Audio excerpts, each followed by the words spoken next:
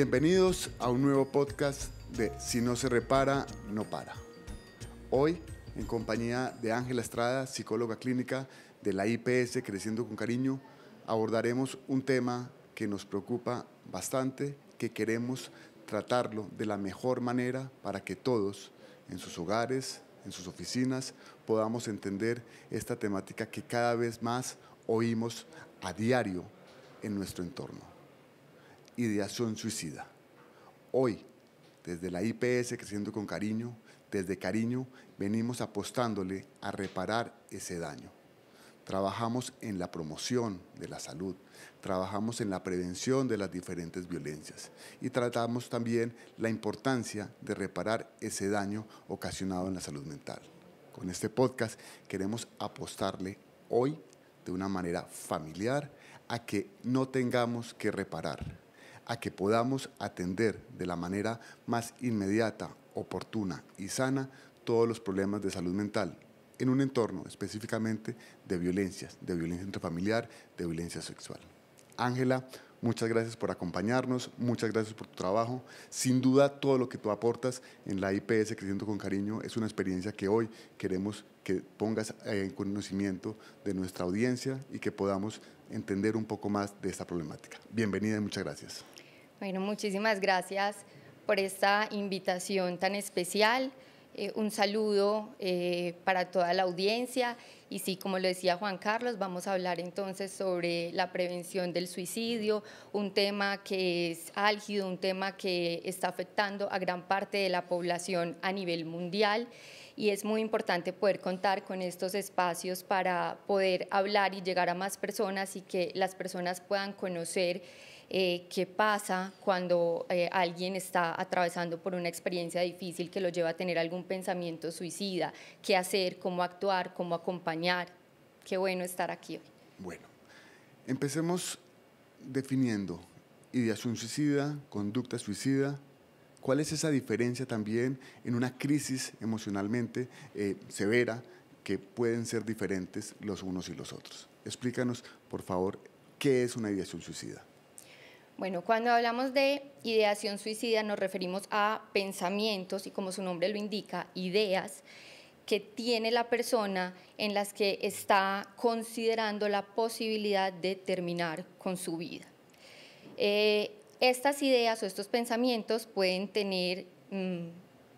llegar hasta el plan suicida. Y cuando hablamos ya de la conducta suicida es cuando ya se pasó de la idea al plan y ya se ejecuta esa idea que se tenía previamente. Entonces es muy importante poder diferenciarlos porque no siempre, por ejemplo, la ideación suicida va a llegar a la conducta suicida o no siempre en la ideación suicida hay plan suicida. Entonces es muy importante diferenciarlos y cuando nos encontramos con alguien que esté teniendo pensamientos sobre cómo terminar con su vida, poder saber cuál es la intención. Es fundamental indagar esa intención, indagar si hay plan, porque cuando hay plan, como les decía, puede haber ideación suicida sin plan, pero cuando ya hay plan suicida, donde la persona ya pensó el método, la manera, el día, la hora, si va a dejar una carta, si no, ese tipo de cosas hacen o son señales de que la persona está mucho más propensa y hay más riesgo de poder pasar a la conducta suicida, que es ya la ejecución de esos pensamientos. Sin duda, evitar a toda costa esa conducta, pero también cómo podemos evitar, cómo prevenir esa ideación suicida en una persona. Bueno, lo que pasa es que la ideación suicida puede presentarse por diferentes causas, ¿sí? Entonces, es también fundamental indagar qué la generó, por qué la persona llegó a tener ese tipo de pensamientos. Porque cuando hablamos de suicidio, conducta suicida, ideación suicida, realmente hay múltiples factores que pueden llevar a esto, ¿sí? Puede ser algún tipo de trastorno o enfermedad mental, pueden ser dificultades sociales, económicas, pueden ser presiones familiares, presiones del medio. Entonces pueden ser dificultades que tenga la persona a nivel de su autoestima, del valor propio. Entonces siempre es muy importante mirar cuál fue la causa para poder trabajar sobre eso que generó, ¿cierto? Entonces, si por decir algo estamos hablando de una persona que tiene dificultades económicas, que está sin empleo, que tiene una familia a quien debe proteger, a quien debe sostener económicamente, y esta persona se ve abrumada por esta situación, se le cierran las puertas, entonces habría que mirar si eso fue lo que generó esta ideación suicida y cómo poder entonces acompañar desde las necesidades que tiene esa persona. Entonces, ahí vemos que cada quien podría estar teniendo ese tipo de ideas de acuerdo a una situación particular, o sea, cada quien lo vive de manera diferente y es importante indagar esa particularidad para saber cómo acompañar de la mejor manera. Podríamos entender también que antes de esa ideación suicida hay crisis emocionales. ¿Cómo identificar la una y la otra? No necesariamente todo es una ideación suicida. Hay dificultades en la vida, hay pérdida de sentido de vida, pero ¿cómo identificar cuál es la diferencia entre lo uno y lo otro y cómo podemos promover esa salud mental para no llegar allí? Claro, sí. O sea, en la vida todos en algún momento o en algunos momentos vamos a estar expuestos a situaciones adversas. La vida es de altibajos. Y hay personas que puede que carezcan de las herramientas y de los recursos, pueden ser recursos externos, materiales o recursos internos, psicológicos, para poder afrontar esas situaciones de adversidad. Entonces, en algunos casos hay un desbordamiento emocional que lleva a la crisis emocional, ¿cierto? Hay unas emociones con una carga intensa que las personas no saben cómo tramitar, no saben cómo manejar, no encuentran la manera, y ahí es cuando hablamos de hay un desbordamiento o una crisis emocional. ¿Sí? No siempre, y eso es importante tenerlo claro, la crisis emocional no siempre va acompañada de la ideación suicida. Es decir, alguien puede sentirse muy abrumado por situaciones adversas que está viviendo en determinado momento. Cansado con su vida, cansado con sus condiciones. Y sintiendo que no tiene salida, que intenta de una manera, que intenta por otro lado, pero que no encuentra solución. Sentirse muy abrumado, sentir una carga emocional intensa, pero que nunca se le pase por la mente la idea de terminar con su vida. Entonces ahí hablamos de una crisis emocional sin ideación suicida. Pero puede que esta crisis emocional se intensifique tanto, se prolongue tanto en el tiempo, que la persona pueda, o que también pues, la persona no encuentre pues, como esos recursos y que pueda llegar hasta el punto de convertirse también o de ir acompañada de una ideación o pensamiento suicida. ¿Existe algún ejercicio preventivo donde yo promueva mi salud mental, donde yo pueda tener capacidad para poder enfrentar cualquier condición adversa que nos permita prevenir llegar a esa crisis y, por supuesto, a esa ideación? Bueno, a ver, realmente digamos que en la vida todos deberíamos aprender habilidades, lo que llamamos habilidades para la vida, ¿sí? Que es algo con lo que posiblemente no nacemos con ellas, sino que las tenemos que ir desarrollando, las tenemos que ir fortaleciendo desde edades tempranas. Hay que trabajar mucho con primera infancia, niños, adolescentes, en crear y fortalecer esas habilidades para la vida, porque son las que nos van a permitir o nos van a dar las herramientas para poder afrontar esas situaciones difíciles. Entonces, por ejemplo, cuando hablamos de tolerancia a la frustración, resiliencia, habilidades para resolver conflictos, capacidades de afrontamiento, esas son cosas que tenemos que ir aprendiendo y que tenemos que ir fortaleciendo para estar muy bien equipados al momento en que tengamos que afrontar esos momentos difíciles. Ángela, a diario atiendes niños, niñas, adolescentes con este tipo de dificultades. ¿Habría alguno, pues por supuesto, de alguna manera anónima que nos pudieras contar para lograr entender lo que siente, lo que vive una persona, un niño, su familia, su entorno, cuando tiene este tipo de conductas, de esta ideación suicida? No solamente conducta, sino es la ideación suicida.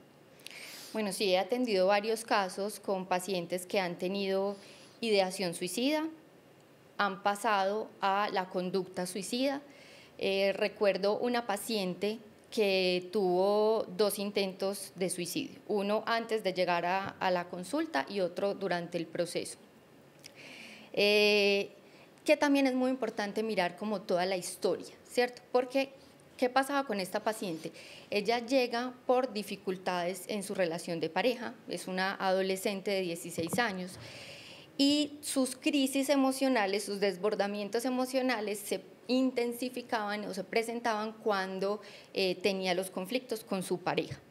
Pero indagando, ella venía con una historia de una cantidad de cosas que influyen en eso que le estaba sucediendo, ¿cierto? En sus crisis emocionales, en sus intentos de suicidio, y venía con un historial de abandono, de desprotección, de abuso sexual en la infancia, una madre que estaba viva, pero una madre de la que ella decía no me protegió, no me cuidó, no está pendiente de mí, una red de apoyo muy limitada, muy escasa. Económicamente también muchas dificultades, frustraciones, entonces una cantidad de factores que confluyen y que digamos que se detonaban cuando tenía la crisis con la pareja, pero que realmente ese no era la única causa, ¿sí? Era como el detonante, pero detrás habían una cantidad de situaciones. Entonces, sí es muy importante, y ahora pues que recuerdo ese caso particular, es muy importante indagar esa historia de la persona, ¿cierto? Porque muchas veces la crisis se puede presentar por algo del presente, pero que realmente eso simplemente está dándonos como una alerta o una indicación de lo que pudo haber sucedido mucho tiempo atrás. Hablabas de violencia en este caso concreto. Cuando empezamos a definir esta temática del podcast, veíamos la importancia de hablar de la prevención, de hablar de la ideación suicida, pero también veíamos importante enmarcarlo en el contexto de violencia intrafamiliar, de violencia sexual. Creo que por eso nosotros como organización le hemos venido apostando a trabajar en la prevención, en la prevención de este delito como tal. ¿Qué tanto ocurre, qué tan relacionado está esta consecuencia en los casos de violencia sexual que también atiendes a diario? ¿Qué tanto nos lleva la violencia sexual, las víctimas de violencia sexual, a perder ese sentido de vida? Entender el por qué nosotros como organización le apostamos a generar esos entornos seguros, esos entornos libres de violencia sexual. Sí, pues en la IPS atendemos muchos casos de niños, de adolescentes, incluso también de adultos que han tenido experiencias de algún tipo de violencia sexual, algún tipo de maltrato, y encontramos que esto genera múltiples afectaciones, empezando por el valor que cada quien tiene como persona, o sea, la percepción que tienen de ese valor, donde sienten que si fueron ultrajados, que si fueron agredidos, pues entonces es cómo me está viendo el otro, qué soy yo para el otro. En el caso que les contaba ahorita, esta mamá que no protegió, y lo que me decía la paciente era, yo esperaba que mi mamá me creyera, yo esperaba que mi mamá me protegiera, y no lo hizo, y era su malestar. Entonces esto genera desconfianza, esto hace que los vínculos con los demás sean muy difíciles de crear, de mantenerlos en el tiempo, de crear esos vínculos sanos, porque es difícil confiar en el otro cuando he sido agredido, cuando no tengo una autoestima fortalecida. Es muy difícil también creer como en las habilidades que tengo, porque entonces si viene esa situación de esa cantidad de emociones que puede generar una situación de violencia, donde yo no pude aprender a manejar esas emociones, donde no tuve un acompañamiento adecuado, entonces no voy a tener herramientas para poder afrontar las situaciones difíciles de la vida. Incluso estos casos de violencia muchas veces se vuelven repetitivos, entonces cada vez va afectando más a las personas, y esto pues hace que las personas no puedan fortalecer eso que hablábamos ahorita, esas habilidades para afrontar las situaciones. Entonces vemos pues que hay una relación directa entre violencia, sobre todo violencia sexual, y muchas veces pues como crisis emocionales que pueden llegar a ideación o conducta suicida. Una violencia que nos lleva a perder el valor, a creer que perdemos el valor y a perder ese sentido de vida.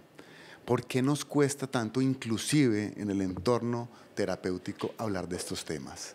¿Por qué es tan difícil pues es claro, es un tema difícil de hablar, pero ¿por qué al interior de los equipos terapéuticos cuesta este tema?